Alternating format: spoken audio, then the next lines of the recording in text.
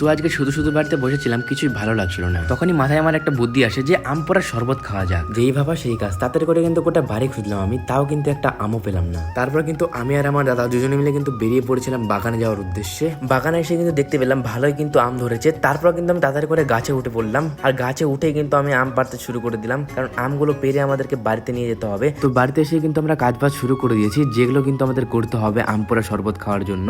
আর আমি কিন্তু আমটা পোড়াচ্ছি না, সিদ্ধ করে নিচ্ছি, সিদ্ধ করলেও কিন্তু হবে। তারপর কিন্তু এটা আমি একটু মিক্সার মেশিনে দিয়ে দিলাম। মিক্সার মেশিনে দিলে কিন্তু এটা আর ভালো হবে। তো তাড়াতাড়ি করে কিন্তু আমি মিক্সার মেশিনে দিয়ে দিয়েছি, আর এখানে কিন্তু এটা দেখো তৈরি হচ্ছে। তারপর কিন্তু এটা আমরা বের করে নিব এবং শরবতটা কিন্তু তৈরি করে নিব। যাই হোক, এবার কিন্তু উপর থেকে একটু জল জিরা ছিটিয়ে দিচ্ছি, তারপর কিন্তু লবণ দিয়ে দিব ঠিকঠাক পরিমাণ মতো, আর একটু চিনিও দিয়ে দিব। তারপর কিন্তু আমরা দেখো এটার মধ্যে মানে গ্লাসের মধ্যে উঠিয়ে নিচ্ছি। এখন কিন্তু এটা আমি খেয়ে দেখবো কেমন হয়েছে, আর উপর থেকে একটু জল জিরা দিয়ে দিচ্ছি। আর এবার চলো খেয়ে দেখা যাক কেমন হয়েছে। তো খেতে কিন্তু অনেক সুন্দর হয়েছিল। তো ভিডিওটি তোমাদের কেমন লাগলো অবশ্যই লাইক করে যাও।